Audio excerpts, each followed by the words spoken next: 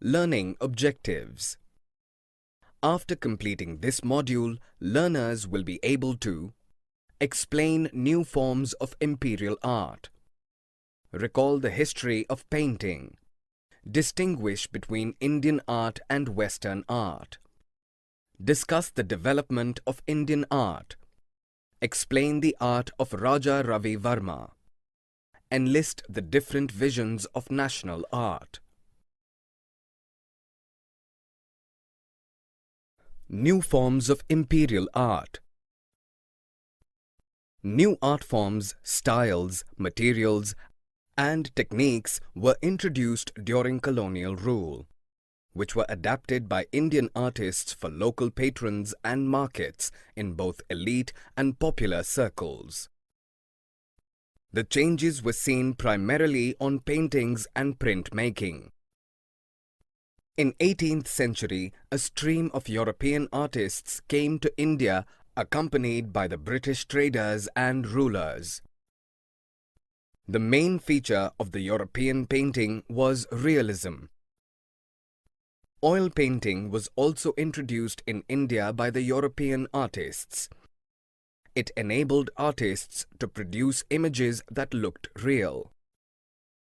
Paintings were based on varied subjects. However, the European artists' common intention was to emphasize the superiority of Britain, its culture, its people, and its power. Looking for the picturesque.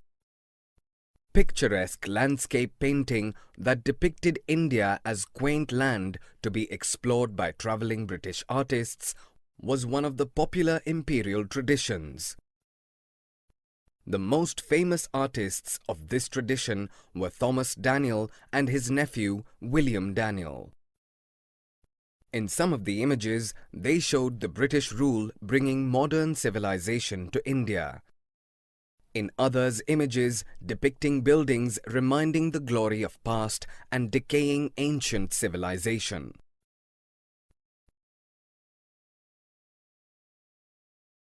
Portraits of authority. Portrait painting was another tradition of art that became popular in colonial India. The rich and powerful people, both Indian and British, were very fond of self-portraits. In colonial India, portraits were life-size images that looked lifelike and real. The art of making portraits is known as portraiture, that served as an ideal means of displaying the luxurious lifestyles, wealth, and status generated by British in India. European artists like Johann Zoffany visited India in search of profitable commissions. He was born in Germany. He lived in England and came to India and stayed for 5 years. He depicted the British as superior and imperious, flaunting their clothes, standing regally or sitting arrogantly and living a life of luxury, while Indians were portrayed occupying a shadowy background in his paintings. Many Indian Nawabs got their portraits painted by European painters. Nawab Muhammad Ali Khan of Arcot commissioned 2 European artists, Tilly Kettle and George Willison, to paint his portraits and gifted these paintings to the King of England and the directors of East India Company.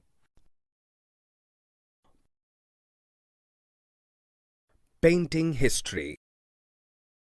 History painting was a third category of imperial art. These paintings dramatized and recreated various episodes of British imperial history and enjoyed prestige and became very popular in the late 18th and early 19th century.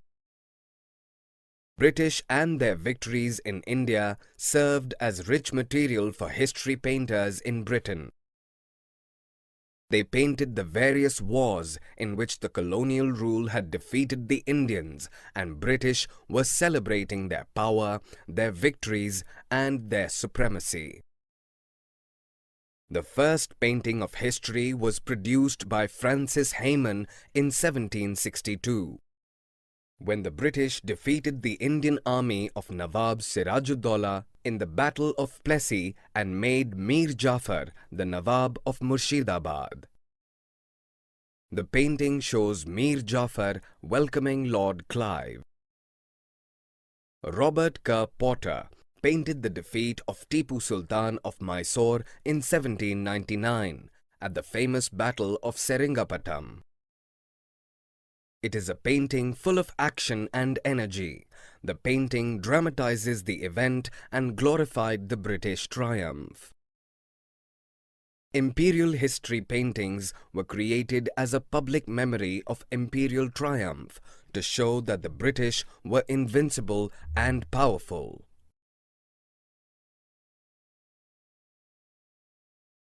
What happened to the court artists? There were different Indian traditions of art in different courts. In Mysore, Tipu Sultan resisted the European art and continued to encourage his tradition of mural paintings. The court of Murshidabad had a different trend. The British had successfully installed Nawabs on the throne. First Mir Jafar, followed by Mir Qasim after he defeated Sirajuddaulah. The Nawabs encouraged local miniature artists to absorb the tastes and artists' style of British. The local artists of Murshidabad began to adopt the elements of European realism. They used perspective, that is, style of painting which creates a sense of distance between objects that are near and those at a distance. They used various shades to make the figures realistic. The local courts lost their wealth and power. They could not support and pay the painters because of the establishment of British power in local courts. Local painters produced a huge number of images of local plants and animals, historical buildings and monuments, festivals, etc. And these pictures were collected by the East India Company officials and were known as company paintings. The new popular Indian art. A new world of popular art developed in 19th century in many of the cities in India. Scroll painting was developed by local villagers called potters or potters.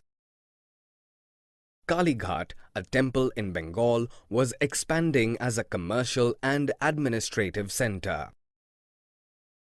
Mythological themes were the main art forms for the scroll painters, producing images of gods and goddesses. Kalighat painters began to use shading to give them a rounded form to make images look like three-dimensional, but were not realistic and lifelike.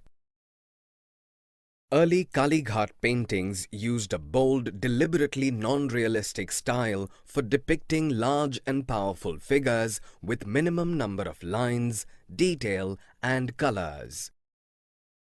The Kalighat pictures were printed in large numbers and sold in the market.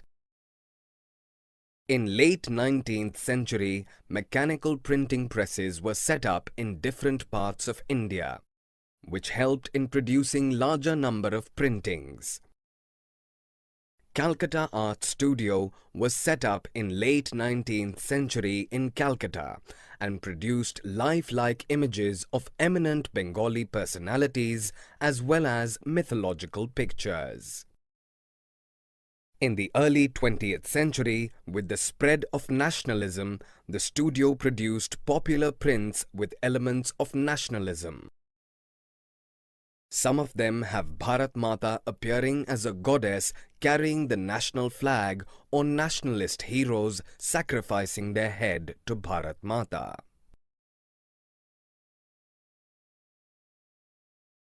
The search for a national art. The impact of religions, culture, and the spirit of nationalism on art was strongly visible by the end of the 19th century. Both modern and Indian style mixture were developed by many painters. The art of Raja Ravi Varma. The first artists who tried to combine modern and national style was Raja Ravi Varma. Raja Ravi Varma was from the family of the Maharaja of Travancore in Kerala. Raja Ravi Varma was a master in the Western art of oil painting and realistic life study, but he mostly painted themes from Indian mythology. He mainly painted scenes from the Ramayana and the Mahabharata. On the outskirts of Bombay, Raja Ravi Varma had set up a picture production team and printing press. A different vision of national art. A new group of nationalist artists in Bengal gathered around Abanindranath Tagore, the nephew of Rabindranath Tagore. They opposed the art of Ravi Varma as imitative of Western style and declared that Western and modern art could not be used to depict the nation's ancient myths and legends. They wanted to revival and turning of inspiration to medieval Indian traditions of miniature painting and the ancient art of mural paintings in the Ajanta caves. They received inspiration from Rajput style of paintings. The art of Abanindranath Tagore and group were influenced by the Japanese paintings that can be seen in some of the paintings. Summary. Let us summarize what we have learned. Paintings were based on varied subjects. However, the European artists' common intention was to emphasize the superiority of Britain, its culture, its people, and its power. Picturesque landscape painting that depicted India as quaint land to be explored by traveling British artists was one of the popular imperial traditions. Portrait painting was another tradition of art that became popular in colonial India. European artists like Johann Zoffany visited India in search of profitable commissions. He was born in Germany, migrated to England, and came in India and stayed for 5 years. History painting was a third category of imperial art. These paintings dramatized and recreated various episodes of British imperial history and enjoyed prestige and became very popular in the late 18th and early 19th century. Robert Kerr Potter painted the defeat of Tipu Sultan of Mysore in 1799 at the famous Battle of Seringapatam. It is a painting full of action and energy. The painting dramatizes the event and glorified the British triumph. The local artists of Murshidabad began to adopt the elements of European realism. They used perspective, that is, style of painting which creates a sense of distance between objects that are near and those at a distance. They used various shades to make the figures realistic. Raja Ravi Varma was one of the first artists who tried to combine modern and national style.